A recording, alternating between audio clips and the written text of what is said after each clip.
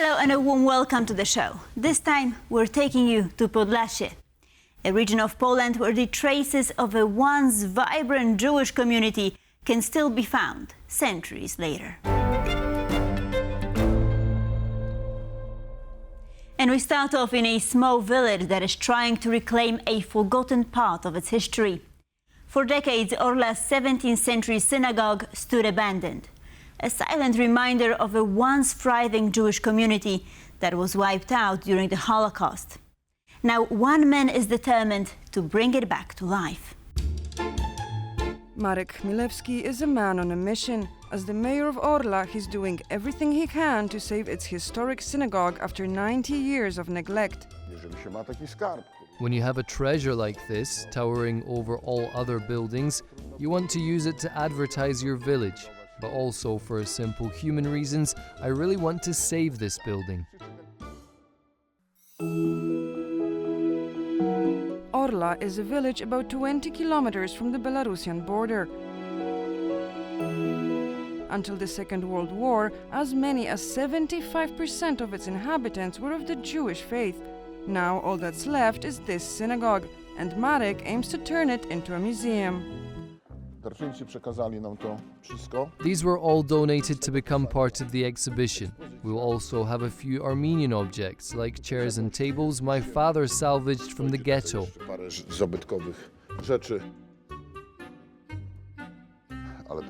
Here we'll put the more precious objects, and here there will probably be a TV with a beautiful story being presented about this wardrobe. The graphics are already done. We managed to assemble this collection of old photos around 20 years ago. I went door to door with a friend, the school principal. We digitized the pictures as best we could. Do you have any Jewish roots? It so happens I don't, unfortunately. This synagogue was constructed in the 17th century, back when Orla was a wealthy Jewish town. By the 1930s, it was significantly less well off, but no less Jewish. A fire broke out in Orla in 1938, which is what paradoxically saved the building. By 1939, they only managed to rebuild a little. There was nothing here when the Soviets showed up. Then the Germans came and saw it was the only solid building in town. They forced the Jews to build an extra floor, and then, whatever they stole from the people, they stored in here. Nazi Germany took these lands from the Soviets in 1941. About 1,500 Orla Jews were then entrapped inside a ghetto. Some were forced to pave a new road for military vehicles using matzevot, tombstones from the Jewish cemetery. According to witness statements, during those days of labor outside the ghetto walls, Jewish workers received food from local Christians. On November 2nd, 1942, Nazis told all the Jews to pack up their belongings. Those who tried to run or resist were shot. The rest eventually made the journey on foot to another town, about 12 kilometers away. From there, trains transported them to the extermination camp in Treblinka. A community which had thrived in Orla for centuries was no more.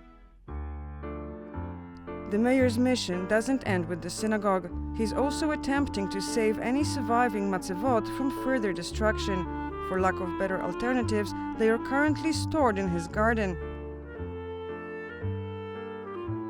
Marek says some might be over 200 years old.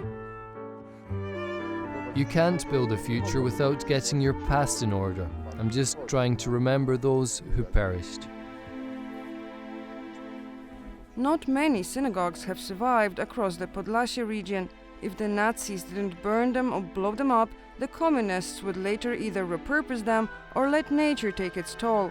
This roof only dates back to the 1980s. To save a historical synagogue from decay is to mend an old open wound, which is why it's so important that people like Marek Chmielewski exist. For TVP World, from Orla, Natalia Komarov. Long before the idea of multiculturalism entered the political vocabulary, it was already a way of life in Poland's eastern borderlands. For hundreds of years, Podlasie was home to people of many religions and traditions. Today, one of those communities is gone. but its story is still written into the towns, the buildings, and the people working to preserve its memory. Any Jew may freely and securely walk or ride without any let or hindrance in our realm. Podlasie, eastern Poland. Historically, one of the most diverse regions of Europe. For centuries, near all of the world's great religions coexisted across these vast, green lands.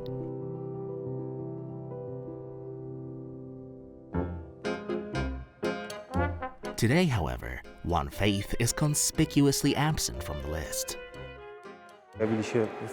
Jews arrived in Poland in the Middle Ages, when they were expelled from Western Europe, from countries like Spain and Portugal. In the early modern era, both Polish kings and Lithuanian nobles who ruled over Podlasie invited Jews to towns they owned, hoping artisans and merchants would increase revenue. While in some towns, the wealthy elites pushed back, others would enter a new era of growth thanks to the Jewish settlements. A museum aiming to preserve the history of Jews in Podlasie is located at the Great Synagogue in Tykocin. The town was once home to Poland's second biggest Jewish community, after the then capital city, Krakow. The Jewish community of Tykocin and the local rabbis were highly esteemed and played a huge role in the intellectual life of the Polish-Lithuanian Commonwealth. Tykocin was the birthplace of many influential Jews. Now the museum argues one of them might have been Rebecca or Rivka Tiktiner, the first ever female Jewish author who wrote in the 16th century, back when most women weren't allowed an education. The biggest clue that she might have been from Polish Tykocin is her father's surname, Tiktiner. There's also linguistic analysis to suggest she grew up here, but it has never been proven definitely. Estera Veres was the first to translate Rivka's writings from Yiddish into Polish just over a decade ago. Literature in Yiddish was marginalized and meant only for women and uneducated men. In the 19th century, when Podlasie belonged to Russia, it was part of the infamous Pale of Settlement, the only land in the vast empire where Jews were allowed to settle. When World War II broke out, Jews constituted nearly half of Tykocin inhabitants. It's a fairly typical statistic for towns in the region, although, for example, in Orla, in the south of Podlasie, the number was as high as 75%. In August of 1941, the Germans brought 1,400 Jews from Tykocin to the nearby forest and shot them one by one. About 150 people who survived the massacre were later taken to the extermination camp in Treblinka. In the regional capital of Białystok, which served as an important center of Jewish resistance during World War II, the Great Synagogue did not survive. A memorial stands in its place, hidden behind communist-era buildings housing an insurance agency. Germans entered Białystok in 1941.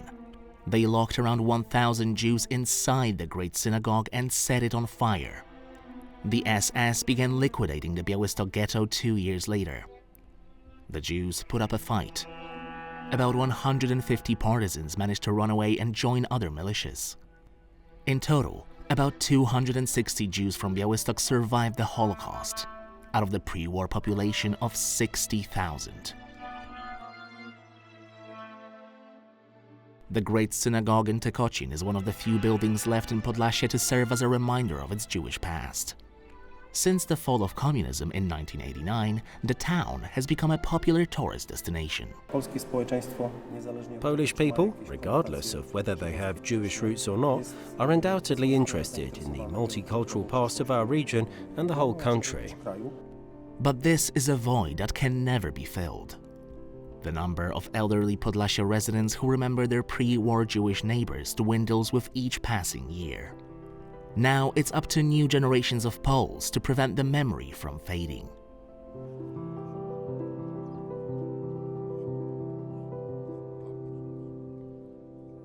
The Great Synagogue in Tykocin is one of the largest and best preserved reminders of Poland's Jewish heritage. Every spring, it hosts a festival celebrating the rich tradition of classical music composed by Jewish musicians. Tykocin was once home to one of Europe's largest Jewish communities and an important center of Jewish culture. Its Great Synagogue was the busiest meeting place of the region. Even though there are no Jews left in Tykocin, the synagogue remains alive. For example, on May weekends, it reverberates with classical music by Jewish composers.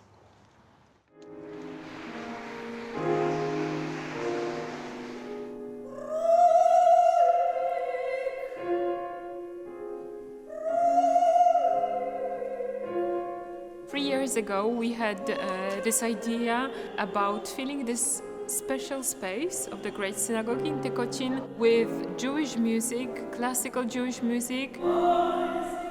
Maria and Liliana now come to Tykocin every year to rediscover the wealth of musical inspirations in the Jewish tradition. The festival was named after the 16th century Jewish poet Rebecca Tiktiner. There is no Polish history without Jews. But across the country, only small remnants of Jewishness have survived the tumultuous 20th century. And yet there are still people who want to meet at the Great Synagogue and listen to Jewish music.